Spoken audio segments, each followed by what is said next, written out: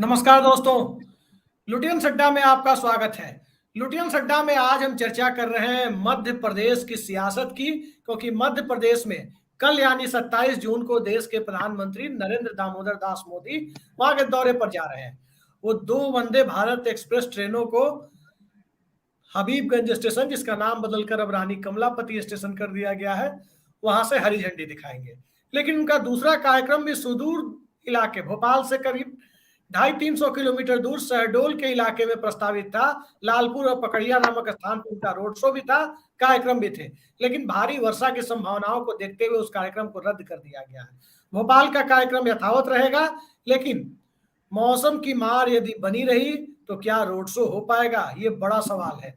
और इस road show के बीच क्यूआर कोड की पॉलिटिक्स अब काफी तेज हो गई है। आपने कर्नाटक में पेसीएम का जिक्र सुना होगा, अब मध्य प्रदेश में भी दोनों पक्ष की तरफ से अलग अलग क्यूआर कोड के साथ पोस्टर चस्पा किए जा रहे हैं। तो पोस्टर पॉलिटिक्स, दूसरी तरफ भाजपा छोड़ने वाले लोगों की पॉलिटिक्स, और इन सब के बीच भारतीय जनता पार्टी के एक विधायक के द्वारा अपनी ही पार्टी के सांसद के बारे में राक्षसों के का खात्मा और राक्षसों के विनाश जैसी बातें कहना, एसडीएम का पूजा में भाग न लेना और पूजा में भाग न लेने के कारण, भाग न लेने की अनुमति मिलने के कारण इस्तीफा देना, दूसरे ब्यूरोक्रेट में भी तमाम तरह की समस्याएं उत्पन्न होना, यानी ब्यूरोक्रेसी से लेकर सियासत तक और सियासत से लेकर आम जनता तक। यदि हर जगह खलबली का माहौल है, तो इस खलबली के माहौल में यदि देश के प्रधानमंत्री एयरपोर्ट पर भाजपा अध्यक्ष जेपी नड्डा से पूछते हैं कि देश में क्या चल रहा है, तो दोस्तों उनका मकसद देश नहीं बल्कि भारतीय जनता पार्टी और भारतीय जनता पार्टी का जो पोल प्लैंक है, जो चुनावी पॉलिटिक्स है, लोकतंत्र को, डेमोक्रेसी को इलेक्ट्रोक्रेसी में, लोकतंत्र को चुनाव तंत्र में तब्दील कर देने की जो एक प्रक्रिया है, उस प्रक्रिया में कहीं बाधा तो नहीं उत्पन्न हो रही है। ये सवाल उस वक्त ज्यादा मौजूद होता है जब एयरपोर्ट पर देश के प्रधानमंत्री कथित रूप से अपनी पार्टी के अध्यक्ष से देश के हालात के बारे में पूछते हैं। लेकिन फिलहाल हम मध्य प्रदेश के हालात की तरफ चलते हैं, क्योंकि वहां पर चुनाव होने वाले हैं और इस चुनाव वाले राज्यों में सबसे बड़ा राज्य चूंकि मध्य प्रदेश है, इसलिए इस राज्य के हालात पर चर्चा करने के लिए आज हमारे साथ मौजूद है वरिष्ठ पत्रकार राजेश बारल जी। थोड़ी देर में हमारे साथ जुड़ रहे हैं वरिष्ठ पत्रकार, जुड़ चुके हैं वरिष्ठ पत्रकार प्रकाश हिंदुस्तानी जी, और थोड़ी देर में हमारे साथ जुड़ रहे हैं वरिष्ठ पत्रकार, कई सारे मीडिया हाउसेज के साथ एक लंबा वक्त बिता चुके शीतल पी सिंह जी। लेकिन सबसे पहले प्रकाश हिंदुस्तानी जी, मैं आपके पास आ रहा हूं, ये मध्य प्रदेश में हो क्या रहा है? आज आपने अपने यूट्यूब वीडियो के माध्यम से एक सलाह दी कि प्रधानमंत्री जी मध्य प्रदेश ना आए। आपकी सलाह को आधी मानी उन्होंने, आधी नहीं मानी, यानी वो मध्य प्रदेश तो जा रहे हैं लेकिन दूरस्थ इलाकों में नहीं जाकर भोपाल तक जा रहे हैं, वहीं पर वंदे भारत ट्रेनों को हरी झंडी दिखाएंगे। लेकिन क्या उससे भारतीय जनता पार्टी को हरी झंडी दिखाई देती हुई, हरी झंडी मिलती हुई दिख रही है आपको? अभिषेक जी, जिस तरीके से बीजेपी चुनाव का अभियान चला रही है, उसे देखते हुए लगता है कि बीजेपी के सामने लाल झंडियां ही है। ये बात और है कि कल प्रधानमंत्री नरेंद्र मोदी रानी कमलापति स्टेशन यानी हबीबगंज स्टेशन पर 2 वंदे भारत ट्रेन को हरी झंडी दिखाएंगे। लेकिन ट्रेन को हरी झंडी दिखाना अलग है और राजनीति को अलग। प्रधानमंत्री नरेंद्र मोदी भले ही ट्रेन को हरी झंडी दिखाएं, लेकिन दरअसल वे दिखाएंगे मध्य प्रदेश में बीजेपी के चुनाव प्रचार को हरी झंडी। और बीजेपी के चुनाव में कांग्रेस तो बहुत पहले से ही सक्रिय है। आपने देखा ही होगा कि किस तरह कमलनाथ और दिग्विजय सिंह पूरे प्रदेश का दौरा कर रहे हैं। कमलनाथ बार बार कह रहे हैं कि हमारे पास टिकटार्थियों की संख्या बहुत ज्यादा है, 230 सीटों पर 3500 लोग आवेदन कर चुके हैं कि हमें कांग्रेस का टिकट चाहिए। इसका मतलब ये कि कांग्रेस के जीतने की संभावना अधिक है। प्रधानमंत्री नरेंद्र मोदी के बारे में लोग कहते हैं कि वो ना आए मध्य प्रदेश तो ज्यादा अच्छा है, और क्योंकि जब भी प्रधानमंत्री आते हैं तो जनता को बड़ी परेशानी होती है। परेशानी जनता को होती, आम जनता को होती है, और परेशानी होती है अधिकारियों को, और परेशानी होती है बीजेपी के कार्यकर्ताओं को और नेताओं को। और इन सब का नतीजा ये कि जब भी मोदी जी आते हैं या अमित शाह भी आते हैं, तब मध्य प्रदेश में बीजेपी के वोट कम होने लगते हैं, लोग नाराज होते हैं। क्योंकि प्रधानमंत्री के आने का मतलब यह होता है कि जब प्रधानमंत्री आ रहे हैं तो अफसरों से कहा जाता है कि भाई इतना पैसा खर्च करना है, व्यवस्था करो, और अफसरों को व्यवस्था करनी पड़ती है। एक और बात है, जब प्रधानमंत्री आते हैं तब कार्यकर्ताओं से कहा जाता है कि 500 कार्यकर्ता तुम्हें लाने हैं, 100 कार्यकर्ता तुम्हें लाने हैं, 200 कार्यकर्ता तुम्हें लाने हैं। और जो बीजेपी के नेता, पार्षद, विधायक वगैरह हैं या विधायक पद के उम्मीदवार रहे लोग हैं, उन्हें तिकड़ा में कर करके सही गलत तरीके से जनता को इकट्ठा करना पड़ता है और लोग गालियां देते हैं। दूसरी बात है कि जहां भी मोदी जी का कार्यक्रम होता है वहां पे अराजकता हो जाती है, कानून व्यवस्था के नाम पे परेशान हो जाते हैं लोग। जैसे कल भोपाल में आने वाले हैं, पहले रोड शो करने वाले थे, लेकिन अभी शाम को मुख्यमंत्री जी ने कहा कि रोड शो नहीं होगा। वीडी शर्मा ने भी कहा रोड शो नहीं होगा, लेकिन ये कहा जा रहा है, अभी तक पुष्टि नहीं है, कि प्रतीकात्मक रोड शो होगा। प्रतीकात्मक मतलब 350 मीटर। और राजेश जी जानते हैं कि 350 मीटर के प्रधानमंत्री के रोड शो का मतलब है करोड़ों रुपए का खर्च, सरकारी खर्च और पार्टी के फंड का खर्च और लोगों की जेब से खर्च। तो ये सारी चीजें हो रही है। अच्छा, मजेदार बात और है अभिषेक जी कि जिस वंदे भारत ट्रेन को प्रधानमंत्री हरी झंडी दिखाएंगे, 2 ट्रेनों को, एक इंदौर के लिए चलेगी और एक जबलपुर के लिए, उन ट्रेनों में उतना ही समय लगेगा लगभग जितना कि आम ट्रेनों में लगता है। यानी इंदौर से भोपाल की दूरी सड़क मार्ग से 195 किलोमीटर है, ट्रेन से वो दूरी 248 किलोमीटर है, और ये ट्रेन पहुंचाएगी 3 घंटे 5 मिनट में, मतलब 60-65 की स्पीड में ट्रेन चलेगी। तो वो भी बात नहीं। अब 1800 रुपए देकर कोई आदमी वंदे भारत में क्यों सफर करेगा, ये रेलवे वालों को पता होगा। लेकिन वो ट्रेन इसलिए चला रही कि प्रधानमंत्री आ रहे हैं, तो कुछ तो करना पड़ेगा ना। प्रधानमंत्री क्या करेंगे? अगर ट्रेन को हरी झंडी नहीं दिखाएंगे तो प्रधानमंत्री क्या करेंगे? भाई केवल बीजेपी के कार्यक्रम में तो जाने से रहे, तो ऐसा कि ट्रेन को झंडी भी दिखा दो, चुनाव के बाद ट्रेन बंद कर देंगे। जैसे इंदौर और भोपाल के बीच में पहले एक डबल डेकर ट्रेन चली थी, चुनाव हो गए, ट्रेन बंद हो गई, खेल खत्म, पैसा हजम। तो ऐसा ही अभी होने वाला है कि ट्रेन चल गई, अब चुनाव हो गए, चुनाव में कहेंगे कि देखिए मोदी जी को कितनी चिंता है मध्य प्रदेश वालों की, जबलपुर के लिए ट्रेन चलाई वंदे भारत, इंदौर के लिए ट्रेन। क्यूआर कोड का क्या मामला है सर? अरे ये तो बड़ा दिलचस्प है। देखिए, कर्नाटक के चुनाव में पे सीएम चला था। पे सीएम मतलब पेमेंट करिए 40% और सीएम को से काम कराइए, एक जुमला चला था। आपकी यहाँ फोन पे सीएम का जुमला चल रहा है। फोन पीएम पे जो क्यूआर कोड है वहां उन्होंने मुख्यमंत्री जी की तस्वीर लगा रखी है, और जिस मार्ग से प्रधानमंत्री की रैली या रोड शो होना था उस मार्ग पे, लगभग उसी मार्ग पे पोस्टर लगा दिए गए। अब सरकारी कर्मचारी वो पोस्टर फाड़ रहे हैं जगह जगह, राजेश जी बहुत अच्छी तरह जानते होंगे। और मध्य प्रदेश बड़ा दिलचस्प इसलिए है अभिषेक जी कि यहाँ फोन पे, छोटा रिचार्ज, प्रीपेड, पोस्टपेड, बड़े जुमले चलते हैं। पोस्टपेड मतलब ऐसे अफसर जो महत्वपूर्ण पदों पे नियुक्ति होती है वो पैसे दे के आते हैं, तो वो कुछ होते हैं प्रीपेड, वो पहले पैसे दे के नियुक्ति पा लेते हैं, तो प्रीपेड होते हैं। जो प्रीपेड होते हैं उनको रिचार्ज कराना पड़ता है। और पोस्टपेड होते हैं कुछ अफसर, मतलब मोबाइल तो पोस्टपेड होता है, अफसर भी पोस्टपेड होते हैं, जो कहते हैं हमें पोस्टिंग दे दो, हम आपको पेमेंट करते रहेंगे। जब बीच में उनका रिचार्ज खत्म हो जाता है तो उन्हें फिर दबाव डाला जाता है कि भाई रिचार्ज खत्म हो रहा है। तो ये जुमले मध्य प्रदेश में बड़े पॉपुलर है और बड़े मनोरंजन के केंद्र भी हैं, जगह जगह जनता चर्चा करती है। और फोन पे, क्योंकि अब एक बात कांग्रेस को समझ में आई कि मध्य प्रदेश में अगर उसे सत्ता में आना है तो कर्नाटक की शैली में उसे बीजेपी सरकार के बारे में वो सब बातें बतानी है जो भ्रष्टाचार को लेकर है, यहाँ किस तरह घोटाले हुए। और जैसा कि प्रियंका गांधी ने जबलपुर में 12 जून को कह दिया था कि 220 महीने के शासन में बीजेपी की सरकार में 225 बड़े घोटाले हुए, और ये बड़े घोटाले हुए और लगभग हर महीने एक बड़ा घोटाला हुआ। उन्होंने कुछ घोटालों के नाम भी बताए। तो ये घोटाले, लेकिन सवाल ये कि जब कांग्रेस की सरकार थी तो दोषी अधिकारियों को जेल क्यों नहीं भेजा गया, ये भी एक सवाल है। जब कांग्रेस की सरकार आई थी तो उन्हें जेल भेजा नहीं गया। तो कुल मिला के मध्य प्रदेश की राजनीति में प्रधानमंत्री वंदे भारत ट्रेनों को हरी झंडी दिखाने नहीं आ रहे थे, वो आ रहे थे मध्य प्रदेश में चुनाव की रणभेरी बजाने, या मध्य प्रदेश में चुनाव, बीजेपी के चुनाव अभियान को हरी झंडी दिखाने और बीजेपी के कार्यकर्ताओं को एकजुट करने। उन्हें शहडोल भी जाने का कार्यक्रम, उनके शहडोल जाने का कार्यक्रम बना था जो रद्द हो गया, वहां उनका लक्ष्य था कि किस तरह शहडोल इलाके के आदिवासी मतदाताओं को आकर्षित करें और आयुष्मान के कार्ड वितरित करना। वैसे बड़ी हंसी आती मुझे अभिषेक जी कि प्रधानमंत्री जैसा आदमी जो 73 साल का आदमी है, जो क्या कहते हैं महामानव है, जो अमेरिका से चला, मिस्र गया, मिस्र से भारत आया, अब जेट लेगी खत्म नहीं हुआ होगा लेकिन फिर वो सक्रिय हो गया तो कि देश को आगे ले जाना है, हरी झंडी दिखाने पे आमादा है।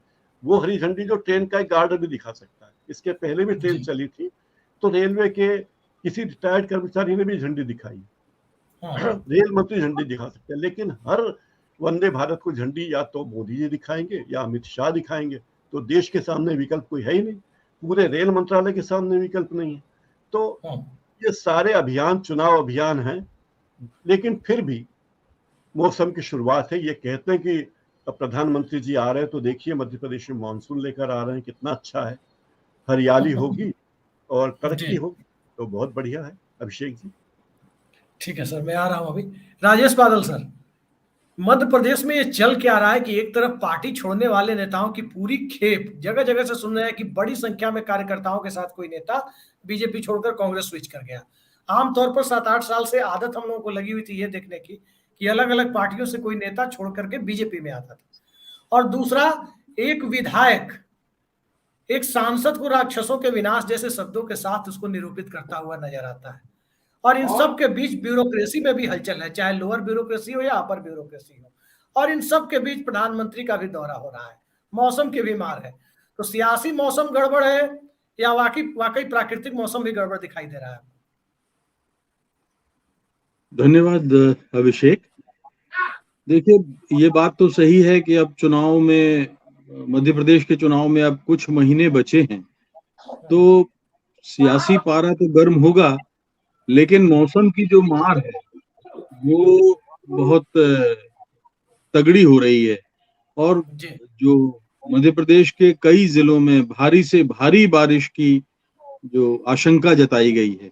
अब भारी से भारी बारिश का मतलब यह है कि मैं उदाहरण बताऊं कि कल 2 घंटे में करीब 3.5-4 इंच पानी गिर गया। तो आप अंदाजा लगा सकते हैं कि कितनी भारी बारिश यहाँ है। और प्रधानमंत्री जी आ रहे हैं, सारे दिन भोपाल में की सड़कों पर आज लोगों का हुजूम, अस्त व्यस्त यातायात, ट्रैफिक पुलिस की जो प्लानिंग है वो फेल हो गई। जगह जगह से सड़क लोगों को डाइवर्ट किया गया, इधर उधर सारे दिन लोग परेशान होते रहे। तो यह है कि, लेकिन कह नहीं सकते, कल भी अगर बारिश हुई तो शायद वो आए, शायद वो नहीं आए। शहडोल का तो पक्का हो गया है वहां, क्योंकि उनको लोगों से मिलना था, एक आदिवासी के घर में खाना खाना था, लोगों को भीड़ जुटानी थी। तो बारिश के कारण जो है वहां तो स्थगित हो गया। यहाँ तो किसी को मिलना नहीं था, कोई पब्लिक प्रोग्राम भी नहीं था। और जो एक रोड शो का जो कार्यक्रम बनाया गया था वो बमुश्किल 400-500 मीटर का था। तो 400 मीटर का रोड शो जिसमें कोई पब्लिक के घर भी नहीं थे, सरकारी दफ्तर थे। चलिए, ये तो बात हो गई अलग। लेकिन आपने जो दूसरा मुद्दा जो बात उठाया है कि जो इस समय भारतीय जनता पार्टी में देखने को मिल रहा है, संभवतः मेरी नजर में तो 77-80 के बाद जब जैसे जितना जन्म हुआ है, हमेशा ये होता था कि कांग्रेस से भारतीय जनता पार्टी की ओर पलायन होता था, क्योंकि कांग्रेस लगातार सत्ता में होती थी और भारतीय जनता पार्टी प्रतिपक्ष में होती थी। ये पहली बार ऐसे हुआ है कि लगातार 20 वर्षों की सत्ता के बाद भारतीय जनता पार्टी को ये दृश्य देखना पड़ रहा है कि चारों तरफ, चाहे मालवा हो, चाहे महाकौशल हो, चाहे विंध्य हो और चाहे वो चंबल हो, हर जगह लोग गाजे बाजे के साथ 200-200, 300-300 गाड़ियों का काफिला लेकर कांग्रेस में शामिल हो रहे हैं, जबकि कांग्रेस की सरकार नहीं है। तो ये एक संकेत है कि भारतीय जनता पार्टी को आने वाले चुनाव में किस तरह की मुश्किलों का सामना करना पड़ रहा है। दूसरी बात यह है, मुझे सुषमा स्वराज की याद आती है, जो करीब 26-27 साल पहले विदिशा आई थी और मेरी जब उनसे बात हुई थी तो उन्होंने कहा था कि भारतीय जनता पार्टी को कोई दूसरी पार्टी नहीं हराती, भारतीय जनता पार्टी को बीजेपी ही हराती है। आपने एक उदाहरण भी बताया, ये मैहर का उदाहरण है। वहां के विधायक भारतीय जनता पार्टी के हैं और वहां के जो सांसद हैं वो भी भारतीय जनता पार्टी के हैं। उन्होंने पब्लिक मीटिंग में ऐलान किया कि उनके जो सांसद हैं वो राक्षस हैं और मैं जो है राक्षसों के विनाश के लिए आया हूं, इस राक्षस को अपनी कॉन्स्टिट्यूएंसी में आने नहीं दूंगा। तो ये एक बड़ा अजीब सा था। उन्होंने कहा कि ये राक्षस जो है इस प्रदेश का विकास नहीं चाहते, हमारे इलाके में एक भी काम नहीं होने दिया। तो जवाब में जो सांसद थे सतना के, उन्होंने उत्तर दिया कि उन्होंने कुत्ते की उपमा दे डाली कि वो तो भौंकते रहते हैं और मेरी वजह से तो वो जीते हैं। लेकिन बात केवल इतनी नहीं है। ये मैं बताऊं आपको कि समूचे मध्य प्रदेश में अभी आज एक भारतीय जनता पार्टी के विधायक ने एक बहुत बड़े नेता, मतलब सिंधिया का जो पद है, उनको नामर्द बताया।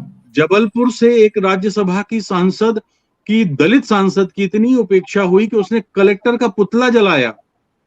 जी। जबलपुर में ही भारतीय जनता पार्टी के नेता की गोली से एक बेटी की बड़ी लाडली बहना की वो बात करते हैं मुख्यमंत्री जी, उसकी हत्या हो गई। आज उसने दम तोड़ दिया। ये सब ताजा घटनाएं बता रहा हूं। कल का एक वीडियो वायरल है जिसमें भारतीय जनता पार्टी का एक नेता मां बहन की गालियां उस महिला कर्मचारी को टोल टैक्स पर दे रहा है। तो ये एक ऐसी स्थितियां हैं जो मैंने कभी नहीं देखी। मुख्यमंत्री की भाषा भी देखिए, वो क्या बोल रहे हैं कि जब प्रधानमंत्री आ रहे हैं तो प्रधानमंत्री एक बाढ़ की तरह आ रहे हैं और उसमें प्रतिपक्ष के सांप, बिच्छू, बंदर ये सब बह जाएंगे या बचने के लिए पेड़ पे चढ़ गए हैं। कुछ इस तरह की बात उन्होंने कही। अब देखिए, बाढ़ शब्द हमारे यहाँ एक नकारात्मक अर्थ में लिया जाता है। तो बाढ़ को आप जो है प्रधानमंत्री से जोड़ रहे हैं, तो आप ये बताइए कि पार्टी का भला कर रहे हैं या बुरा कर रहे हैं। प्रधानमंत्री एक ऐसी बाढ़ है जो विनाश करने आ रही है। बाढ़ का आप अर्थ क्या है, यही तो है ना। तो यानी इस कदर बिना सोचे समझे अश्लील, अभद्र, अमर्यादित टिप्पणियां हो रही हैं कि मैं आपको बता नहीं सकता। ऐसा पहली बार ऐसा हो रहा है कि कांग्रेस के लोग नहीं कह रहे हैं, भारतीय जनता पार्टी के भीतर भारतीय जनता पार्टी के लोग एक दूसरे को कह रहे हैं। एक बात तो ये है। दूसरी बात, ये अंतिम बात करके मैं इस पहले राउंड की चर्चा को मैं अपना बयान समाप्त करूंगा कि देखिए, वर्ग कौन सा नाराज है? ब्राह्मण नाराज हैं पूरे भारतीय जनता पार्टी से। वी.डी. शर्मा अध्यक्ष हैं, निर्विवाद हैं, निर्दोष हैं, उनकी छवि बहुत अच्छी है, लेकिन वो ब्राह्मणों के काम सरकार में नहीं करा पा रहे हैं। तो सर, ब्राह्मण बहुत खफा हैं, राजपूत बहुत खफा हैं। आप राजपूतों के बीच में जाइए। दलित सांसद का तो मैंने उदाहरण आपको बता ही दिया। सिर्फ ओबीसी शायद थोड़ी बहुत प्रसन्न हो तो स्थितियां ये हैं कि भारतीय जनता पार्टी के लिए इस बार बहुत आसान नहीं है। आसान तो पिछली बार भी नहीं था। अगर ज्योतिरादित्य को नहीं ले उड़ते ये, तो सरकार कमलनाथ की चली रही होती। तो हारे तो ये पिछली बार ही है, पिछली बार ही हार गए थे। लेकिन इस बार स्थितियां कहां तक जाएंगी, कितनी भयावह होंगी, मेरी चिंता तो यह है कि जिस तरह की शब्दावली, जिस तरह की भाषा, जिस तरह की जबान, अमर्यादित व्यवहार हो रहा है, वो डेमोक्रेसी के लिए नुकसानदायक है। जी अभिषेक। शीतल सर, तकरीबन अभी जो बात राजेश सर कर रहे हैं उससे एक बात मुझे याद आ रही है। सुनीलम साहब को सुन लीजिए, मध्य प्रदेश का ठीक है, पहले मैं सुनीलम जी के पास ही आ जाता हूँ। सुनीलम जी, क्या आपको लग रहा है मध्य प्रदेश में जिस प्रकार की शब्दावली का जिक्र अभी कर रहे हैं राजेश बादल सर, कि तरह तरह से राक्षस, कुत्ता, सांप, बाढ़, तमाम शब्दावली, तमाम शब्द इस्तेमाल हो रहे हैं मध्य प्रदेश में, और इस बीच प्रधानमंत्री का भी दौरा हो रहा है, कमलनाथ और शिवराज सिंह चौहान के बीच इस चुनाव को बनाने की कोशिशें हो रही है। दोनों तरफ से क्यूआर कोड अपने अपने प्रतिद्वंदी मुख्यमंत्री पद के उम्मीदवारों के चेहरे के साथ चस्पा किए जा रहे हैं अलग अलग सड़कों पर। इन सब के बीच मध्य प्रदेश किधर जाता आपको दिखाई दे रहा है? आपने तो मध्य प्रदेश की विधानसभा में प्रतिनिधित्व भी किया एक राजनीतिक दल का। जी बिल्कुल। देखिए, एक तो ये कि राजेश बादल जी मतलब केवल वरिष्ठ पत्रकार ही नहीं है, उनका संपर्क समाज के सभी तबकों के साथ में है और इंटेलेक्चुअल्स के साथ तो है ही है, मीडिया पर्सन्स के साथ है। उन्होंने पूरी बात रखी दी है। मैं पूरा जब उनका सुन रहा था तो मैं उसके बाद सोच रहा था कि अभी बचा क्या है इसके अंदर, जो इसके अंदर एडिशन करके जोड़ा जा सकता है।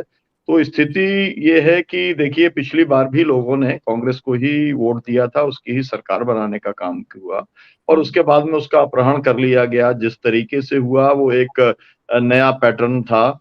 22 लोगों को जिस तरीके से जो है इस्तीफा दिलवाया गया, फिर उन्हें पार्टी में मिलाया गया, चुनवा करके लाने का काम किया गया। ये एक अब एक बड़ी प्रॉब्लम खड़ी हो रही है। मतलब एक ये जो पूरा एक गुट आया है, इसके साथ-साथ जो पुराने जो लोग हैं, उनके बीच में एक जबरदस्त टसल हर जगह पर पहुँच रही है। केवल उतनी ही सीटें नहीं, जो 22 सीटें ये थी, लेकिन एक तरीके से ग्रुप बन गया, समूह बन गया है। और तो जो एक पुराने लोग हैं और जो नए लोग आए हैं, उन लोगों के बीच में एक जबरदस्त द्वंद भारतीय जनता पार्टी के अंदर चल रहा है। और ये बात बहुत ही इंटरेस्टिंग है, जो बात राजेश जी ने कही कि भाई लोग जो है वो किसी भी तरीके से कांग्रेस पार्टी में शामिल होना चाहते हैं। और क्यों शामिल होना चाहते हैं? इसलिए शामिल होना चाहते हैं कि ये जो है डूबता हुआ जहाज है भारतीय जनता पार्टी का, और कांग्रेस सरकार बनाएगी तो फिर हमारे को भी उसके अंदर कुछ हिस्सा मिल जाएगा। ये एक किस्म का नैरेटिव या एक किस्म का ये वातावरण बन गया है। अब इसके अंदर बहुत सारे किंतु परंतु हैं, और वो किंतु परंतु इसके अंदर इस तरीके के हैं कि देखिए, जो भी कुछ चल रहा है, अब मैं आपको अपने आँखों बताता हूँ। बैतूल के अंदर एक निशा बांगड़े करके एक डिप्टी कलेक्टर जो छतरपुर में थी, उन्होंने एक उनके बारे में मेरे को पूरे आमला क्षेत्र के अंदर, मेरे से साथी मुल्ताई के साथ लगा हुआ क्षेत्र है और वहां पर मैं 2 बार, एक बार हमारा कैंडिडेट वहां पे 250 वोट से हरा, दूसरी बार नगर पालिका का अध्यक्ष हमने बनाया वहां पर। अब ऐसे वहां के लोगों ने मुझको ये बताया कि ये भाई, ये महिला इतनी सक्रिय है, डिप्टी कलेक्टर है और ये इस्तीफा देकर के चुनाव लड़ना चाहती है। हमने मतलब पूछा कि भाई किससे लड़ना चाहती हैं, तो बहुत क्लियर कट था पूरे देश, मतलब पूरे आमला की जनता के बीच में, कि ये भारतीय जनता पार्टी से चुनाव लड़ेंगी। लेकिन अचानक हमने क्या देखा, सब अखबारों में छपा कि भाई उनसे जो है इस्तीफा तो उन्होंने दे दिया और उसके बाद में उनका घर खाली करा लिया गया। और वहां पर ये पता चला कि वो क्योंकि सर्वधर्म समभाव करके वो एक सम्मेलन कर रही थी और उन्होंने कुछ विदेश के जो भंते थे और जो बुद्धिस्ट थे उनको बुलाने का काम किया था, उन्हें अनुशासन के परिधि में ले लिया। अब वो क्लियर कट अपोजिशन करती हुई दिखलाई पड़ रही है भारतीय जनता पार्टी के खिलाफ में। अब आप सोचिए, एक डिप्टी कलेक्टर रही, डिप्टी कलेक्टर का पद छोड़ करके वो चुनाव लड़ने वाली थी। लोगों के बीच में ये बिल्कुल स्पष्ट था कि भारतीय जनता पार्टी ही इन्हें चुनाव लड़ाने वाली है, लेकिन आज की तारीख में वो एक तरीके से भारतीय जनता पार्टी के खिलाफ चुनाव लड़ेंगी। अब कांग्रेस से लड़ेंगी नहीं लड़ेंगी मुझे, मेरी जानकारी में फिलहाल नहीं है, लेकिन कमलनाथ जो है उन्होंने उनका समर्थन कर दिया है, ऐसा भी बात सामने आ गई है। तो ये बात मैं केवल एक तरीके से जो बात कही थी राजेश बादल जी ने, मैं उसकी पुष्टि करने का काम मैं कर रहा हूँ। यहाँ पर बात क्योंकि सतना की आई थी, तो सतना के बारे में जी सर, एक एसडीएम ने घर के गृह प्रवेश के लिए उन्हें छुट्टी नहीं मिली, उन्हें उसके बाद उन्होंने इस्तीफा दिया है। उनकी चिट्ठी भी काफी वायरल हो रही है। नहीं, वही है, ये मैं उन्हीं की बात कर रहा हूँ, वही सेम पर्सन जिनके बारे में आप कह रहे हैं, मैं भी उन्हीं के बारे में कर रहा हूँ। वो तो एक अलग बात है, छुट्टी वुट्टी नहीं मिली, वो सब टेक्निकल एक ग्राउंड की बनाने की बात है, लेकिन उन्होंने मन बना लिया था, उन्हें चुनाव लड़ना था, लेकिन भाजपा से लड़ना था, लेकिन अब वो भाजपा के खिलाफ लड़ने वाली है। ऐसी स्थिति, मतलब अगर कुछ मैनेज नहीं हो पाया तो उस समय की स्थिति है। दूसरी बात यह है कि आपको मालूम है, हमारे मध्य प्रदेश के जो सबसे बड़े मौसम वैज्ञानिक हैं, उनका नाम नारायण त्रिपाठी है और वो हमारे बहुत परम मित्र हैं, और क्योंकि वो हमारे साथ में विधायक भी रहे हैं।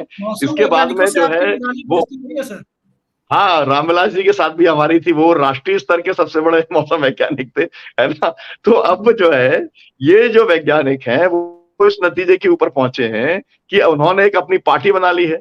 और वो जो है उन्होंने सीरियसली, जब मेरी उनसे फोन से अभी बातचीत हुई तो वो मुझसे बोले कि अब मैं, देखिए, विधायक 3-4 बार कई बार बन गया, वो कई पार्टियों से विधायक बन गए, है ना, और सब पार्टियां उनको टिकट देने को भी तैयार रहती हैं। वो मतलब उनके सामने क्लियर कट सिलेक्शन है, जिससे चाहें वो टिकट ले लें और वो विधायक बन जाए, क्योंकि ये माना जाता है कि ये जिससे टिकट लेंगे वो उसी से लेंगे जो कि बनाने वाली पार्टी होगी। तो उन्हें इस बात का ज्ञान है, इस बात की समझ है। अब वो क्या कर रहे हैं, अब वो कह रहे हैं कि भाई एक अलग पृथक विंध्य बनना चाहिए।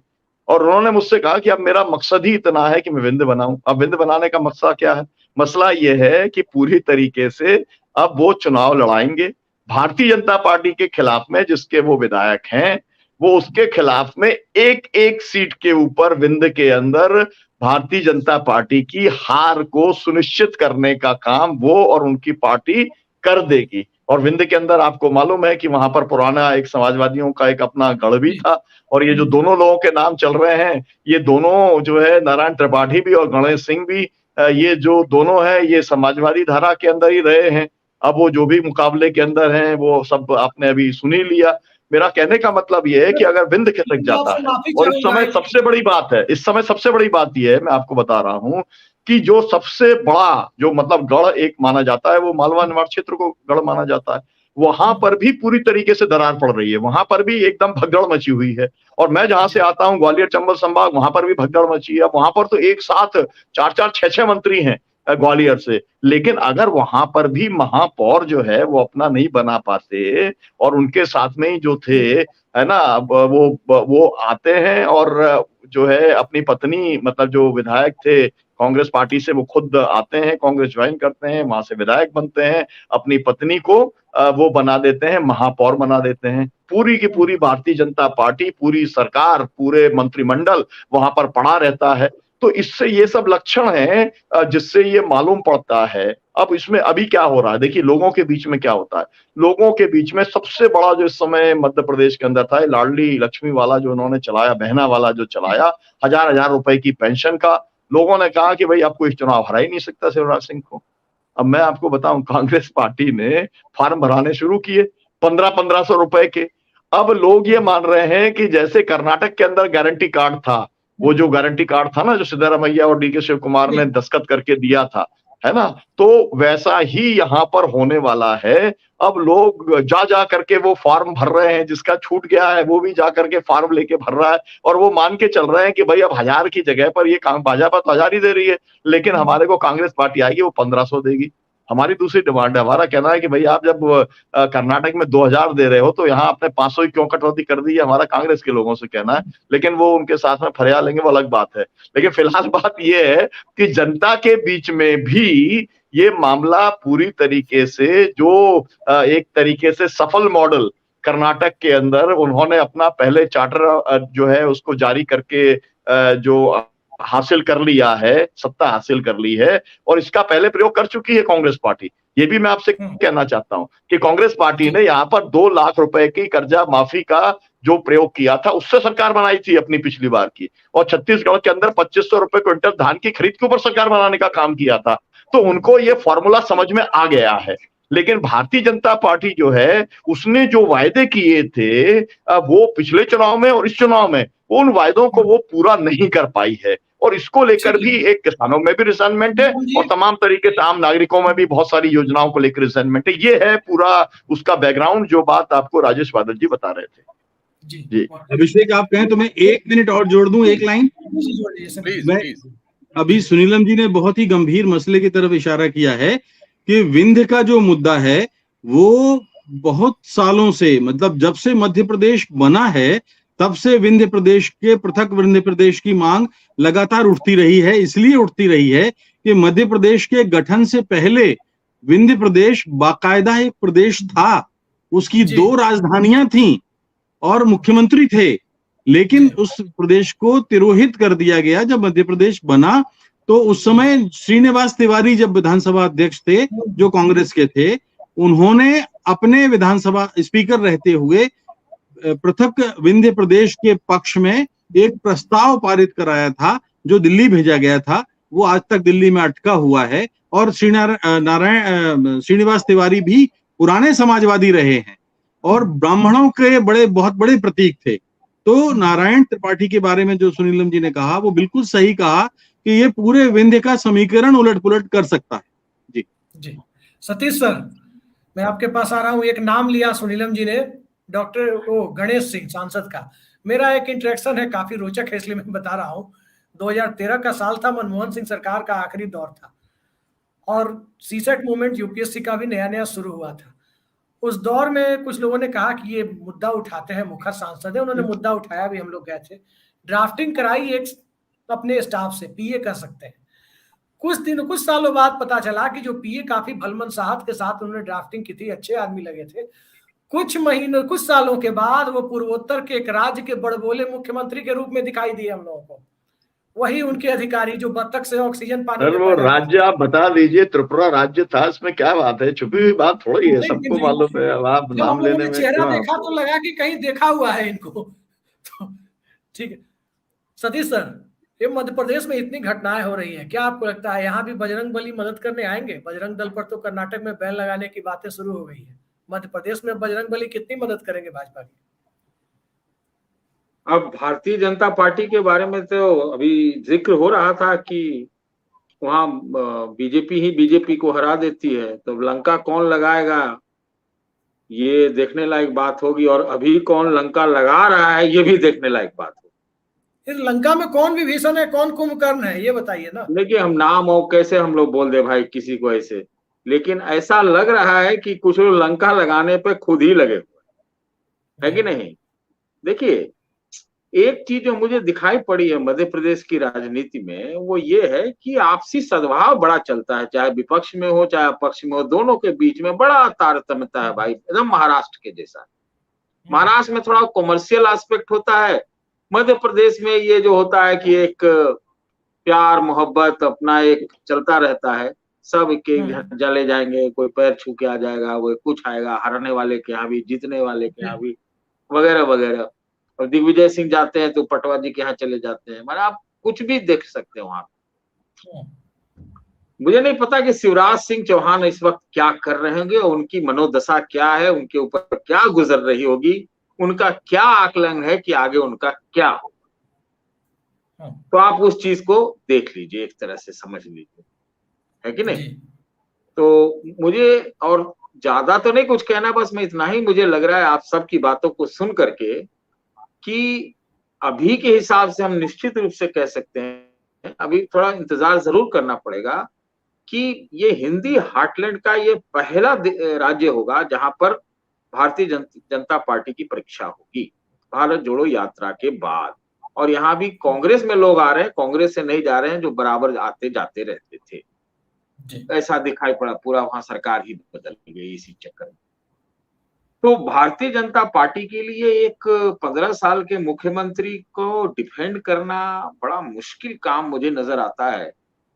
दूसरा कि कांग्रेस पार्टी ने भी, हमको लगता है कि मध्य प्रदेश को एक चैलेंज वाला जगह बनाया है, और मध्य प्रदेश में तो पहले भी जीत चुके थे, 1-2 सीट से ज्यादा आए थे लेकिन जीत चुके थे। तो ये स्थिति है, और कई इश्यूज हैं, कई तरह की ट्रैक्शन है, कई तरह की फ्रैक्शन है और फ्रैक्शन है, सब हैं। तो वैसे में तो लग रहा है कि मध्य प्रदेश का भी चुनाव एक तरफा न हो जाए, इस बात की मुझे, आप संभावना कहें या आशंका में बोलूं, जो भी समझ लीजिए। हमें ये सिर्फ देखना है, जो मैं सिर्फ देख रहा हूं मध्य प्रदेश, कि नाटकीय भारतीय जनता पार्टी क्या करे, नाटकीय क्या स्टेप उठाती, कुछ उठा सकती, ऐसा मुझे लगता है। अगर नहीं उठाती है तो वहां भारतीय जनता पार्टी के लिए बहुत टफ पोजीशन है, इसमें हमको दूर से देख के लगता है। दूसरी बात जो मैं कहना चाहता हूं जोर देके, कर्नाटक में हम लोग बार बार यही चर्चा करते रहे, पूरी मीडिया में भी ये चर्चा होती रही कि प्रधानमंत्री जी ने अपने सर पे ओढ़ लिया है, पूरा सड़क पे उतर गए हैं और 55 किलोमीटर 28 किलोमीटर वगैरह वगैरह के रोड शो कर रहे हैं, ये सभा वो सभा, बजरंगबली जो आपने जिक्र किया, सब कुछ कर दिया प्रधानमंत्री जी ने। क्या वो ये रिस्क मध्य प्रदेश में लेंगे, या फिर कर्नाटक वाला ही चाल चलेंगे कि भाई एकदम एक तरफा समाप्ति ना हो, कम से कम ये रहे कि मोदी जी आए थे, मोदी जी जो है वो कुछ करके गए हैं, और जो कर्नाटक में स्थिति थी 20-25 सीट की, उनको उन्होंने 60 वाले में दहाई में पहुंचा दिया, उनका जरूर जोर रहा बेंगलोर एरिया में। तो वो क्या करेंगे, और क्या वो लोकसभा चुनाव से ठीक पहले ये वाला रिस्क लेंगे क्या? मुझे लगता है कि उनके नेचर में है कि वो लेंगे, कितना लेंगे और इसका प्रतिफल क्या होगा, यही मैं तब से कह रहा हूँ। कौन सा रिस्क? रिस्क ये है कि अपने आप पर सब कुछ ले लिया, शिवराज सिंह चौहान पीछे गए और उन्होंने अपने ऊपर अपना चैलेंज ले लिया, प्रधानमंत्री जी जहां चले जाते विधानसभा में, तो वो लेंगे कि नहीं। और अगर उन्होंने लिया तो वो तो कर्नाटका था। मध्य प्रदेश में उस समय शिवराज सिंह चौहान की मनोदशा क्या होगी, क्या सिंधिया को लाने का, सिंधिया के प्रभाव अगर प्रधानमंत्री जी वहां कूदेंगे बढ़िया से तो क्या दिखेगा। उस दौरान में नरोत्तम मिश्रा और वो कैलाश विजयवर्गीय क्या करेंगे, ये सब बड़ा डायनामिक्स है। ये ऐसा डायनामिक्स है जो मुझे ऐसी आशंका है या संभावना नजर आती है कि वो भारतीय जनता पार्टी में बीजेपी बनाम बीजेपी कर सकती है। इस चीज को हमें देखने का, हम उस पर नजर लगाएं। जी शीतल सर, मध्य प्रदेश के कई सारे ब्यूरोक्रेट जो हम लोग के साथ तैयारी वगैरह करते थे, अब IAS है, IPS है या कुछ स्टेट PCS में भी इक्के दुक्के हैं, उन लोगों से बात होती है तो एक चीज कॉमन निकल कर आती है कि मध्य प्रदेश में जैसे 3,07,000 स्क्वायर किलोमीटर का एरिया है, यदि मैं सही होता हूँ, उसका क्षेत्रफल है, 230 सीटें हैं, लगभग आप कह सकते हैं कि 1400 स्क्वायर किलोमीटर का, 1500 स्क्वायर किलोमीटर का एक असेंबली सीट है मध्य प्रदेश में। यूपी बिहार के कॉन्टेक्स्ट में कहें तो एक लोकसभा सीट कमोबेश उतनी बड़ी हो जाती है, 200-250 स्क्वायर किलोमीटर की, 300 स्क्वायर किलोमीटर की एक असेंबली सीट होती है। तो मध्य प्रदेश में किसी भी तरह की सोशल वेलफेयर स्कीम को चलाना, चूंकि स्पार्स पॉपुलेशन है, जनघनत्व कम है, 20-20 किलोमीटर पे बस्तियां हैं, वो थोड़ा मुश्किल और खर्चीला होता है। ब्यूरोक्रेसी की जो समझ है उसके लिहाज से मैं आपको बता रहा हूँ। लेकिन उसी मध्य प्रदेश में RSS ने अपनी पैठ इतनी मजबूत कैसे बना ली कि देश में कहा जाता है कि सबसे मजबूत पैठ किसी राज्य में RSS की संघ की है, तो स्पार्स पॉपुलेशन 20-20 किलोमीटर पर बस्तियों वाले राज्य मध्य प्रदेश में है। वहां सांप्रदायिकता का विष इतनी तेजी से, जहां एक तो मुसलमान आबादी भी कम है, एक होता है कि मुसलमान आबादी है तो उसके खिलाफ उसका डर दिखा करके आप, वो भी 5-6% के करीब है। फिर किस तरह से RSS ने अपना इतना बड़ा बेस बनाया कि अब भाजपा को हराने के लिए भाजपा ही लगी हुई है, ये हालात बन गए हैं वहां पर। अन्यथा कांग्रेस पार्टी अपने बूते कहा जा रहा है कि शायद नहीं हरा पाती। जी देखिए, हम लोग दूर से, अभी तो मध्य प्रदेश के सारे विशेषज्ञ, हमारे सीनियर जर्नलिस्ट और हमारे सुनीलम साहब ने इतनी बातें बता दी हैं, तो उसमें हम तो दूर से जो जनरल बातें मध्य प्रदेश के बारे में जानते हैं उन्हीं की बात कर सकते हैं। मध्य प्रदेश देश के गरीबतम राज्यों में से एक है। भ्रूण हत्या में उसका वो भी, उसमें भी नीचे है काफी वो, और मानव सूचकांक में भी काफी नीचे है, 0.37 कुछ समथिंग है। और 2 जिले जो है वो बहुत ही ज्यादा गरीब है, पन्ना और छतरपुर, जिसमें छतरपुर में तो एक बाबा क्रिएट हो गए हैं जिनके यहाँ बड़ी भीड़ भी रहती है। तो ये सब सूचनाएं इस तरह की हम लोगों के पास आती हैं। दूसरी आजकल वो आती हैं कि फलानी जगह 400 गाड़ी लेके कोई कांग्रेस में शामिल हो रहे हैं, जा रहे हैं, वीडियोस वगैरह आते हैं, इस तरह की सूचनाएं आ रही।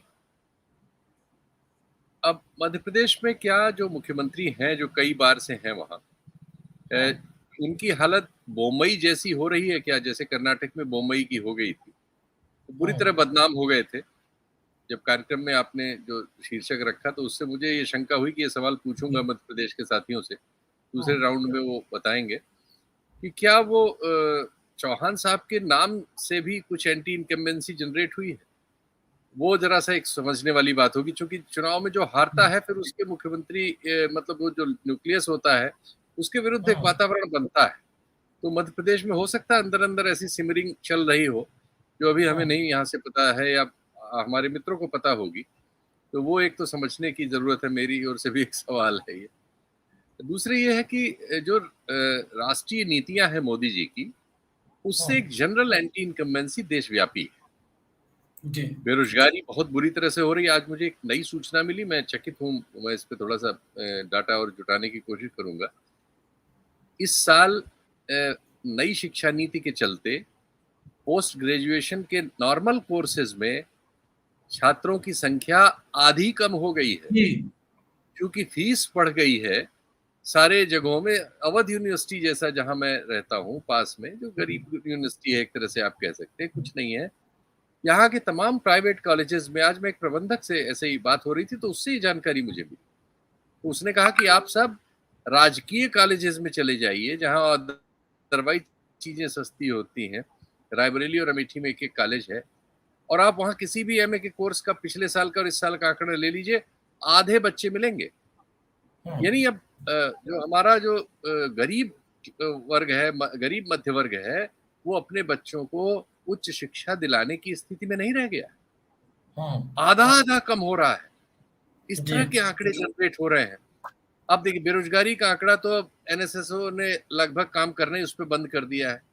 वो लास्ट आया था कि साहब 50 साल में सबसे ज्यादा बेरोजगारी है। सीएमआई का आंकड़ा है कि करीब 35 से 37% लोग ऐसे हो गए हैं जो अब रोजगार के बारे में कल्पना ही नहीं करते। वो ये मान के समाज में उपलब्ध है कि रोजगार हमें मिलेगा ही नहीं, हमें पूरा जीवन अभिशप्त बेरोजगार के तौर पे खत्म होना है। इस तरह की एक निराशाजनक स्थिति समाज में व्याप्त हो रही है।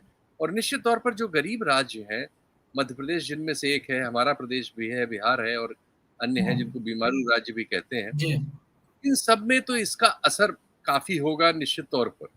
यह और बात है कि धार्मिक ध्रुवीकरण और दूसरे जो उपाय हैं, आपने वो पूछा था कि आरएसएस यहाँ इतना मजबूत क्यों?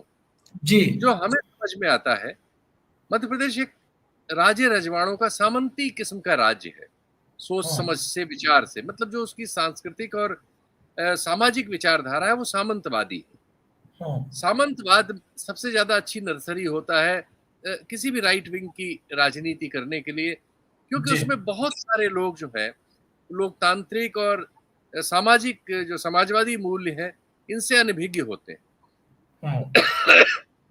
शिक्षा की कमी होती है और पूर्वाग्रह जो मध्यकालीन है वो प्रवेल करते रहते हैं समाज में। उसी तरह के आचरण होते हैं, उसी तरह के नोमेनक्लेचर होते हैं, राजा वजा लोगों को कहना लोग पसंद करते हैं, और कोई सामाजिक आंदोलन की अनुपस्थित होती है।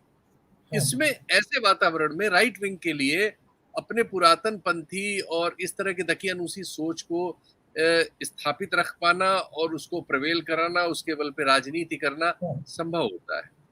दूसरे जो बेस स्ट्रक्चर है आरएसएस और बीजेपी का, वो है पहले ट्रेडिंग क्लास, शहरों कस्बों सब जगह में जो ट्रेड करने वाला क्लास, हमारे यहाँ वो जाति से भी संबंधित है ज्यादातर। उसमें से मतलब आप कह सकते हैं कि जो हम लोग बनिया कहते हैं, उस समुदाय के लोग होते हैं, या उस तरह का काम करने वाले जो उसमें घुल मिल जाते हैं। और उनका एक कॉन्सेंट्रेशन होता है अर्बन एरियाज में, क्योंकि अब तो नहीं, लेकिन वैसे अब भी, पहले क्या होता था 60, 70, 80 तक के दशक में, 90 तक में, इन सब जगहों में, सभी कस्बों में जो मुख्य अपराधी होते थे वो मुस्लिम तबके से आते थे। ये एक छोटा छोटा सा नुआंस है, वो था पहले, चाकूबाजी का युग था, तब ये बड़े हथियार नहीं आए थे, और तब गुंडागर्दी पे इन लोगों का आधिपत्य था। उससे बाजार में फ्रस्ट्रेशन एक जनरेट होता था, जिसको एनकैश करती थी राइट विंग की पॉलिटिक्स, और उनको बता के बाद में वो बड़े गुंडों में बदल गए। और फिर बहुत सारे ग्रामीण इलाकों से जो पिछड़ी और सामंती जातियां हैं उनके लोग आए, फिर वो भी गुंडों में बदले। जब ठेकेदारी आई, देश का धीरे धीरे विकास से जो अर्थव्यवस्था की हलचलें हुई, उससे नए क्रिमिनल पैदा हुए, और उन नए क्रिमिनल्स में सब फिर सामाजिक समावेश हुआ। फिर वो सीमित नहीं रह गया कि सिर्फ मुसलमान गुंडे हो, जो पहले बाजारों से थोड़ी बहुत वसूली के जरिए अपना गुंडागर्दी चलाते थे, कुछ सट्टा बट्टा में चलाते थे, और इसी तक सीमित थे। फिर उसमें बहुत सारे आर्थिक उपक्रम आए और उनमें नए गुंडे जनरेट हुए ठेकेदारी वारी में, जिन्होंने फिर इस आप कह सकते हैं इस मोनोपोली को तोड़ दिया, और फिर बहुत तरह के लोग पैदा हो गए। लेकिन तब तक आरएसएस को और राइट विंग को अपना प्रचार प्रसार करने के लिए ये दो जगहों से खाद्य सामग्री भरपूर मिली, और मध्य प्रदेश की परिस्थितियों में वो सबसे अनुकूल मिला उनको। और गरीबी भी बहुत थी, अशिक्षा भी बहुत थी, ये सब चीजें उनके लिए खाद पानी का काम कर गई, ऐसा मुझे दूर से लगता है। ज्यादा बेहतर तो डॉक्टर सुनीलम ही बताएंगे, राजेश जी बताएंगे, या प्रकाश जी। दूर से जो एनालिसिस मुझे लगती है करने के हिसाब से, ये सब कारण रहे होंगे। बाकी अब सुनते हैं मित्रों से, इसमें तो ज्यादा प्रकाश और राजेश सर बताएंगे। प्रकाश जी, मध्य प्रदेश के पिछले कई चुनावी नतीजों को हम देखते हैं तो विधानसभा चुनाव का नतीजा भारतीय जनता पार्टी के पक्ष में होता है, कई बार खिलाफ होता है। लेकिन 1996 से जो लोकसभा का नतीजा हम देख रहे हैं उसमें कांग्रेस को कुछ सीटें मिला करती थी, जो सीटें मिलनी 2014 से बंद हो गई हैं। लगभग सीटें मिला करती थी, लेकिन अंततः विनर लोकसभा में मध्य प्रदेश, चाहे वो विभाजित मध्य प्रदेश हो या अविभाजित मध्य प्रदेश हो, वहां भारतीय जनता पार्टी ही रहती थी। तो मेरा सवाल आपसे यही है कि जो अभी शीतल सर कह रहे थे कि मध्य प्रदेश में क्या जो नाराजगी है शिवराज सिंह चौहान के प्रति वो ज्यादा है, या भारतीय जनता पार्टी का जो केंद्रीय नेतृत्व है, नरेंद्र मोदी का नेतृत्व है, भारत जोड़ो आंदोलन के दरमियान जिस नेतृत्व की विफलताओं को उजागर किया है राहुल गांधी ने, उसके प्रति भी नाराजगी है? कहीं ऐसा तो नहीं कि पिछली बार की तरह विधानसभा लोकसभा के नतीजे फिर से अलग हो जाएंगे? अभिषेक, मुझे लगता है कि निश्चित ही ऐसा होगा। आप देखिए 2018 के नतीजे, बीजेपी को 109 सीटें मिली 230 में से, कांग्रेस को 114 मिली। 2019 में लोकसभा के चुनाव होते हैं, बीजेपी को 29 में से 28 सीटें मिलती, कांग्रेस को केवल 1 सीट मिलती। एक बात यह जरूर मानिए कि जो आरएसएस का संगठन है वो मध्य प्रदेश में अगर बलशाली है तो उसके बहुत सारे कारणों में एक कारण यह है कि आरएसएस में मराठी भाषियों का वर्चस्व रहा है। और चूंकि मध्य प्रदेश का इंदौर हो या ग्वालियर हो, ये दोनों इलाके ऐसे हैं जो महाराष्ट्र जहां मराठी भाषी बहुत है, नागपुर कनेक्शन यहाँ पे तगड़ा है। तो एक तो ये कारण है। दूसरी बात है कि बहुत पिछड़ा राज्य रहा ये, पहले भी और अभी भी। तो यहाँ मिशनरियां बहुत पहले से आई हैं और ईसाई मिशनरियों ने यहाँ बहुत जबरदस्त काम किया। तो आरएसएस के लोगों को लगा कि ईसाई मिशनरियों के खिलाफ काम करने के लिए ये मध्य प्रदेश एक ऐसा राज्य है जो बहुत ही जहाँ बहुत गुंजाइश है, और आरएसएस ने अपने तरीके से यहाँ मिशनरियों से प्रतिस्पर्धा की, उनके काम को बेअसर करने की कोशिश की, और उन्होंने तमाम वो तरीके अपने, जैसे आदिवासी गांवों में जाकर उन्होंने हनुमान जी की मूर्तियां स्थापित की, छोटे छोटे हनुमान जी के ताबीज आदिवासी इलाकों में हजारों लाखों की संख्या में बांटे, आदिवासी गांवों में गाय दान की और कहा कि गौ माता है। ये सारे काम उन्होंने एक तरफ किए। आदिवासियों को उन्होंने कुछ संस्कृत के श्लोक, गायत्री मंत्र वगैरह रटवाए और कहा कि हिंदू धर्म में कोई ऊंचा नहीं है, कोई नीचा नहीं है, आप भी ब्राह्मण हो, आप भी हिंदू हो, इस तरह की बातें की। दूसरी तरफ जब जैसे ही सत्ता उनके पास आती रही तो उन्होंने ईसाई मिशनरियों पर दबाव डालना शुरू किया, और जो आपराधिक तत्व थे उन्होंने ईसाई मिशनरियों को, ईसाई कार्यकर्ताओं को तंग करना और यहाँ तक कि हत्याएं करना भी शुरू किया। तो इससे जो शांतिप्रिय समुदाय के लोग थे, ईसाई लोग धर्म प्रचार करते थे पर शांतिपूर्ण तरीके से करते थे, उनमें खलबली मच गई। और आपको आश्चर्य होगा, पहले एक अलीराजपुर झाबुआ जिले में था, तब झाबुआ जिले में तो देश का सबसे पिछड़ा जिला है जी, झाबुआ और अलीराजपुर, झाबुआ के अलीराजपुर और जोबट में ईसाई मिशनरियां बड़ी संख्या में काम कर रही थी। एक दौर ये आया कि वहां जोबट में ईसाई मिशनरी का कार्यालय उन्होंने बंद कर दिया और ये कह के बंद किया कि यहाँ हमारा इतना बल लगा हुआ है और यहाँ कन्वर्जन हो ही नहीं रहा। यानी आरएसएस ने अपने तरीके से जो काम किया उसका बड़ा महत्व रहा। राजा महाराजाओं की का अड्डा रहा ये, मतलब पुरानी दक्षिणपंथी सोच यहाँ के लोगों में थी, वैचारिक सोच ज्यादा थी नहीं, इस सब ने काम किया। दूसरा सवाल, दूसरी बात मुद्दा जो चल रहा था कि बीजेपी में ऐसा क्या है, तो एक बात बहुत कॉमन कही जाती कि मध्य प्रदेश बीजेपी में अब वो बीजेपी नहीं बची जिसके कार्यकर्ता दरी फट्टा उठाने वाले लोग थे, दरी बिछाते थे और संघ के कार्यालय में सेव परमल खा के सो जाते थे दरी पे, 2 जोड़ी कपड़े जिसे नरेंद्र मोदी लेके घूमते थे, मध्य प्रदेश आते थे तो 2 जोड़ी कपड़े लेके आते थे।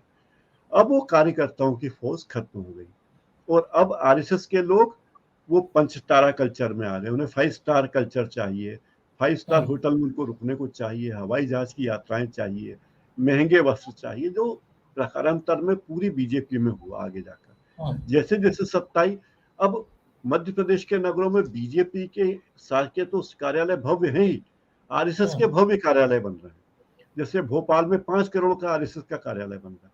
तो ये सारा पैसा सत्ता आते ही उन्होंने यहाँ पे से कन्वर्ट किया। अब बीजेपी, जब कांग्रेस से बीजेपी में लोग आए, उन्होंने पूरा खेल इनका बिगाड़ दिया। एक वर्ग जो पुराने दरी फट्टा उठाने वाले लोग थे वो बेचारे एक तरफ हो गए, जो जनसंघ के जमाने से कार्य कर रहे थे। फिर एक वर्ग वो था जो नेताओं की औलाद था, मतलब बीजेपी के नेताओं की संतान थे, उन्हें सब लगे हाथ मिला था। अब शिवराज सिंह चौहान के बेटे हैं, नरेंद्र सिंह तोमर के बेटे हैं, कैलाश विजयवर्गीय के बेटे हैं, इनके सब बेटे राजनीति में आ गए हैं। एक वो है। वो तीसरा जो सिंधिया के साथ लोग आए हैं बीजेपी में, जिसे मतलब महाराज बीजेपी कहा जाता है। एक शिवराज बीजेपी जो बेचारे दरी फट्टा वाले थे, और महाराज बीजेपी, और तीसरी जो पुराने जनसंघ के आरएसएस के कार्यकर्ता जो नाराज, उनको कोई पूछ नहीं रहा है। अब जो नाराज हैं उनका नाराजगी का एक कारण है कि जो लोग कांग्रेस से बीजेपी में आए थे, सत्ता में वे अच्छी भागीदारी निभा रहे हैं। मतलब उन्हें जो पद मिले हैं, उन मंत्रियों, उन नेताओं को जो पद मिले हैं या निगम मंडल के अध्यक्ष बने, वो ऐसे मिले हैं जो आर्थिक रूप से कमाऊ कहे जाते हैं कहूंगा मैं, है ये तो वही जाने। तो इसको लेकर बीजेपी में बड़ी नाराजगी कि हमने 40 साल दरी फट्टा उठाया और मलाई खाने के लिए ये आया। तो अब विजय मलैया हो या दीपक जोशी हो या भंवर सिंह शेखावत हो मालवा निमाड़ में, ये सारे लोग जो हो, मालवा निमाड़ हो या चंबल क्षेत्र हो, उन सब आप सबका नाम ले रहे हैं, दिलीप बिल्डकॉन को बख्श दे रहे हैं। कहा जाता है कि वो मध्य प्रदेश की अडानी है, वो मध्य प्रदेश की अडानी है, और दिलीप बिल्डकॉन की भी बहुत सारी संपत्तियों पे अडानी कब्जा करने वाले हैं। वो भी बड़े डरे हुए हैं कई मामलों में। उनके कंपनी के शेयर के भाव भी बहुत तेजी से ऊपर नीचे हो रहे हैं। तो दिलीप बिल्डकॉन तो व्यक्तिगत संबंध है, हमारे शिवराज जी ने बचपन में उन्हीं के परिवार में रह के सूर्यवंशी परिवार में पढ़ाई की थी, तो उनके पारिवारिक संबंध, इसीलिए उनकी तरक्की अडानी की तरह हुई है पूरे मध्य प्रदेश में। तो इस तरह की चीजें जो हुई है, तो बीजेपी में के अपने अंतर विरोध हैं, और इसी कारण कांग्रेस को बल मिल रहा है। शिवराज सिंह चौहान ऐसे व्यक्ति हैं जो जिनका अपना कोई गुट नहीं है, इसीलिए वो निर्गुट आंदोलन, जो बीजेपी का निर्गुट आंदोलन है, उसके प्रमुख हैं, क्योंकि उनका अपना खुद का कोई गुट उन्होंने बनाया नहीं है। तो लोगों को लगता है तोमर जी आएंगे तो परेशानी होगी, प्रभात झा आएंगे परेशानी होगी, विजयवर्गीय आएंगे तो परेशानी। ये बेचारे ऐसे सीधे साधे आदमी हैं जो कुर्ता पाजामा भी पहन लेते हैं, भजन भी गा लेते हैं, फिल्मी गाना भी गा लेते हैं, करवा चौथ में बीवी के साथ भी फोटो खिंचवा लेते हैं, बड़े भले आदमी माने जाते हैं। अब भले कितने ये तो वही जाने। तो उनकी छवि ऐसी है कि आम लोगों को लगता है कि अपने जैसा आदमी है, ये लोगों को लगता है। जैसे अगर ज्योतिरादित्य सिंधिया कहीं जाएंगे, वो किसी के घर में बैठ के खाना भी खाने जाएंगे, तो लोगों को लगता है कि ये तो उनके चेहरे पे रईसी टपकती है कि ये तो महाराजा है। लेकिन शिवराज सिंह के चेहरे पे एक मासूमियत झलकती है, एक बेचारगी झलकती है, जो एक आम आदमी में झलकती है। तो लोग उनसे अपने आप को, बेचारगी को आप सार्वजनिक तौर पे स्वीकार कर रहे हैं। वो बेचारगी उनका यूएसपी है, वो बेचारगी उनका यूएसपी से बनाए रखने के लिए वे बड़ी मेहनत करते हैं। जैसे अरविंद केजरीवाल दिल्ली में मेहनत करते, तो बड़ा परिश्रम कर रहे हैं। ठीक है सर, थोड़ा समय का अभाव है इसलिए हम आपको रोक रहे हैं। राजेश बादल जी, मध्य प्रदेश में एंटी इनकम्बेंसी किसकी ज्यादा है, केंद्र की, राज्य की, दोनों की, या इसके साथ साथ 2020 के कोरोना काल के शुरुआती दौर के उस ऑपरेशन लोटस का भी असर है मौजूदा दौर में जनमत को तय करने में? देखिए अभिषेक, जो मध्य प्रदेश की जो स्थिति है वो उत्तर प्रदेश या कर्नाटक या उन राज्यों में जहां, जैसे महाराष्ट्र भी है, जहां त्रिदलीय या चतुष्कोणीय संघर्ष होता है, जहां की क्षेत्रीय पार्टियां भी मजबूत स्थिति में अपनी उपस्थिति दर्ज कराती हैं। तो लेकिन मध्य प्रदेश में चाहे 77 का आक्रोश हो इंदिरा गांधी के खिलाफ, तो भी कांग्रेस को अच्छा खासा वोट प्रतिशत मिला था। भारतीय जनता पार्टी और कांग्रेस के बीच में बहुत ज्यादा मतों का प्रतिशत अंतर उनका नहीं रहता, बहुत फासला नहीं रहता। तो जहां 3-4% वोट स्विंग कर जाता है, सरकार और सत्ता या वो जो विजय है उसकी हो जाती है। 91 में हम केंद्र में कांग्रेस को जिताते हैं, 93 में कांग्रेस को जिताते हैं, लेकिन एक साल पहले सुंदरलाल पटवा की सरकार बनी थी, 1.5 साल पहले। नहीं तो तो ये 91 का स्थितियां हैं। चुनाव सर, मैं माफी चाहूंगा, 91 का जो चुनाव था मध्य प्रदेश का, मैं उसी पे आ रहा अधिकांश हूँ। सीटों पर राजीव गांधी की हत्या के बाद वाले चरण में था। मैं उसी पे आ रहा हूँ कि लेकिन मध्य प्रदेश में मैं कहना चाहता हूं कि भले ही बेरोजगारी एक समस्या है, महंगाई एक समस्या है, डीजल पेट्रोल के बढ़ते दाम एक समस्या है, सब्जी भाजी के दाम एक समस्या है, बहुत सारे पद खाली पड़े हैं स्कूलों में, कॉलेजों में, विभागों में, भरे नहीं जा रहे हैं, काम कैसे चल रहा है, ठेके पर और दैनिक वेतन भोगियों के सहारे काम चल रहा है, तो क्वालिटी ऑफ एडमिनिस्ट्रेशन तो आप शून्य समझ लीजिए। दूसरी चीज ये है कि इसके बाद भी मध्य प्रदेश में एक भारतीय जनता पार्टी का एक निश्चित समर्थक मतदाता वर्ग है, वो नाराज तो है, लेकिन वो पार्टी से नाराज नहीं है। इस बार के चुनाव में वो शिवराज से नाराज है। अभी बात हो रही थी, जैसे प्रकाश जी कह रहे थे, बहुत अच्छी बात थी कि वर्षों तक उन्होंने, शिवराज ने लोगों को लुभाया, नौटंकी करके, गाना गा के, ढोलक बजा के, नाच गाना करके। इस बार ये उनकी जो बेचारगी है, अब ये जागरूक मत भी तो मतदाता होता है ना, तो ये 15 साल पुराना मतदाता नहीं है। अब ये बेचारगी का अभिनय जो है वो जागरूक मतदाताओं ने पकड़ लिया है, और वो उनके अंदर भी अब एक बहुत ही एक कहे कि गहरा सामंत पैदा हुआ है। मैं आपको एक उदाहरण बताता हूं। उन्होंने अपने इलाके में 2 पार्क थे नेहरू जी के नाम पर, वो हटा करके अपने बेटों के नाम पे रख दिया। अब बताइए ये कौन सी मनोवृत्ति मानी जाएगी? क्या ये भारतीय जनता पार्टी की नीति है? काम किया है। सरदार पटेल के नाम पर जो स्टेडियम था वो नरेंद्र मोदी स्टेडियम हो गया। तो नहीं, चलिए, नरेंद्र मोदी गुजरात के हैं, प्रधानमंत्री हैं, 4 बार मुख्यमंत्री रहे हैं। मैं तो ये कह रहा हूं कि ऐसे में शिवराज सिंह चौहान के बेटों का योगदान, सामाजिक योगदान क्या है? नेहरू जी को भी आप मानते हैं, तो नेहरू जी का नाम हटाने की जरूरत क्यों पड़ी? मैं ये जानना चाहता हूं। ये लोगों के दिमागों में है और लोग इसको फील कर रहे हैं। एक चीज तो ये है कि लोग भारतीय जनता पार्टी से उतने नाराज नहीं हैं जितने शिवराज से नाराज हैं। दूसरी चीज ये है कि अभी सतीश जी ने ये बात कही थी कि एक नाटकीय परिवर्तन की अब हो सकता है, कोई आला कमान चाहे तो।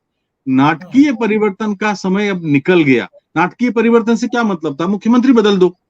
तो अब जब ज्योतिरादित्य सिंधिया कांग्रेस छोड़कर आए थे, तब लोगों को एक बार की लगा था कि शायद भारतीय जनता पार्टी उनको हाथों में कमान दे देगी, और शायद नौजवान चेहरा है, जो काम कांग्रेस नहीं कर पाई भारतीय जनता पार्टी में आकर के ज्योतिरादित्य करेंगे।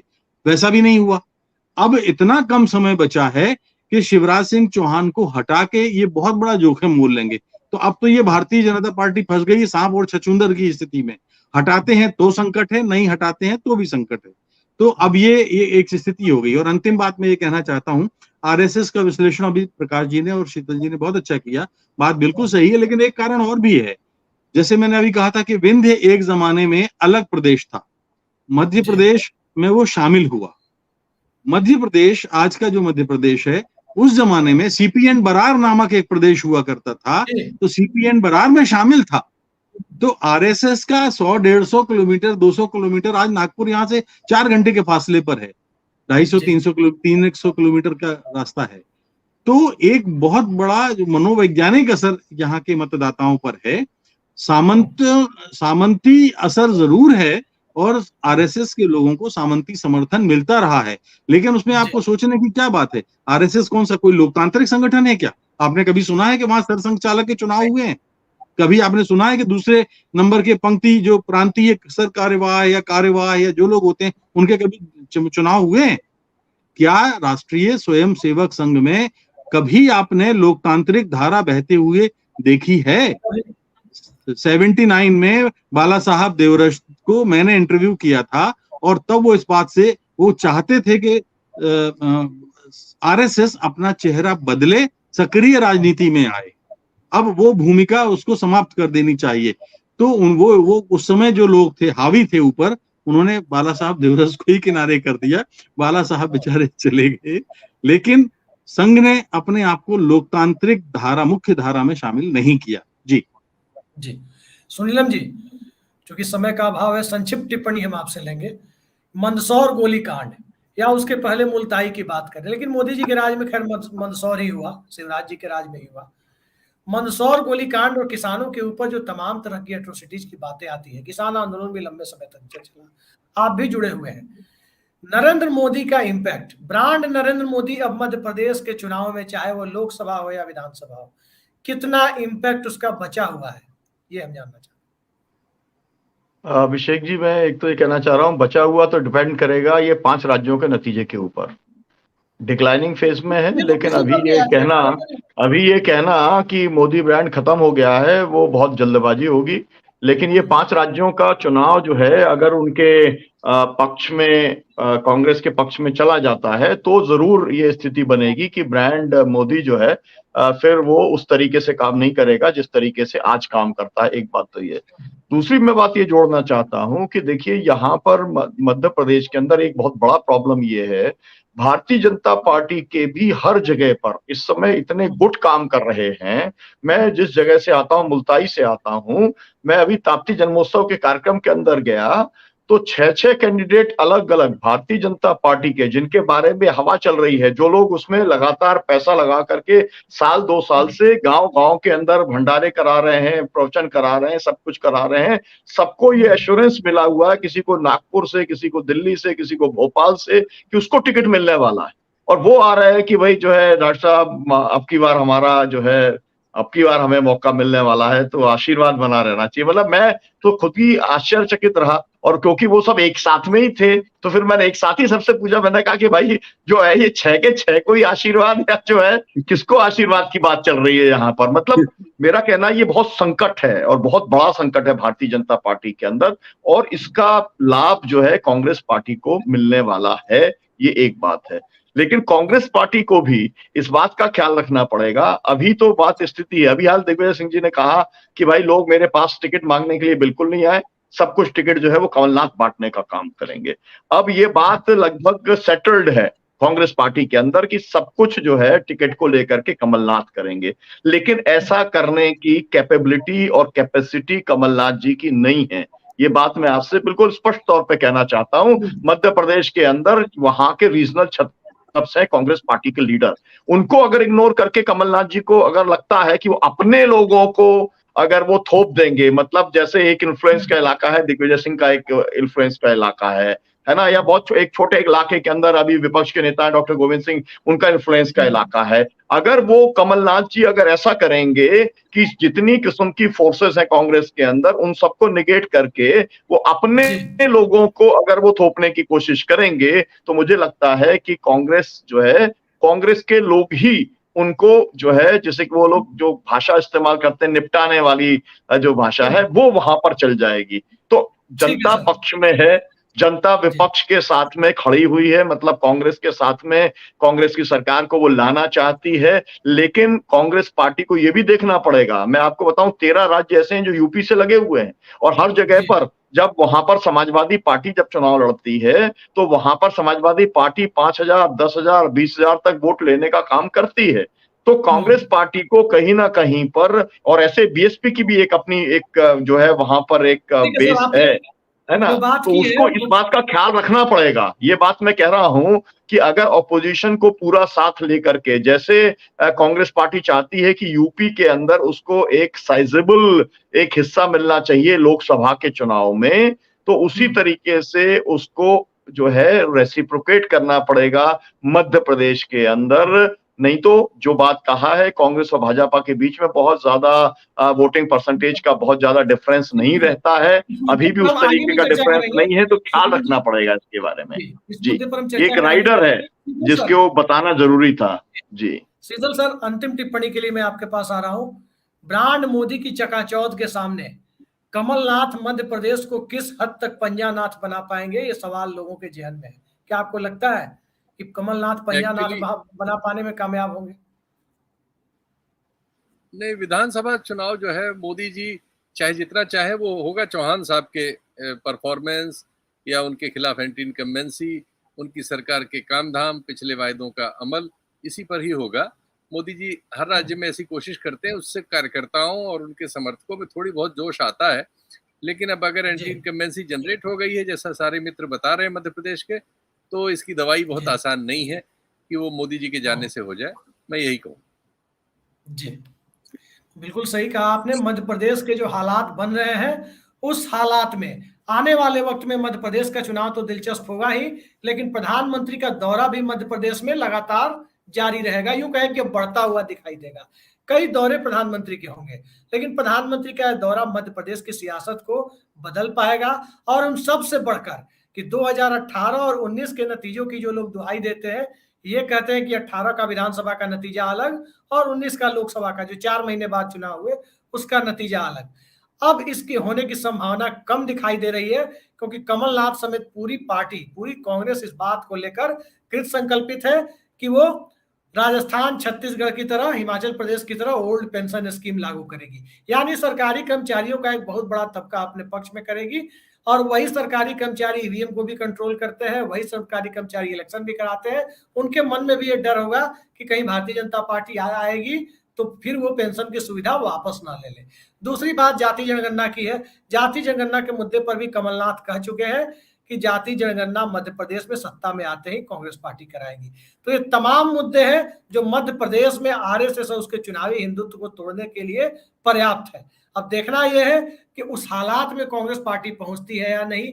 और भारतीय जनता पार्टी के जो अंदर जो अंतर्विरोध है, जिसमें राक्षसों के विनाश की बातें तक कही जा रही है, और इन सब से बढ़कर मौसम की मार जो भारतीय जनता पार्टी पर पड़ रही है, चुनावी दौरे रद्द करने पड़ रहे हैं, और प्रधानमंत्री का जो आधिकारिक दौरा है उसे भी रद्द करना पड़ रहा है, तो आप अंदाजा लगा सकते हैं कि न सिर्फ मौसम खराब है, बल्कि राजनीतिक मौसम भी भारतीय जनता पार्टी के अनुकूल फिलहाल दिखाई नहीं दे रहा। आज की इस बेहद सार्थक चर्चा में जुड़ने के लिए सतीश के सिंह जी, शीतल पी सिंह जी, राजेश बादल जी, प्रकाश हिंदुस्तानी जी और डॉक्टर सुनीलम जी, आप सबका बहुत बहुत धन्यवाद। नमस्कार।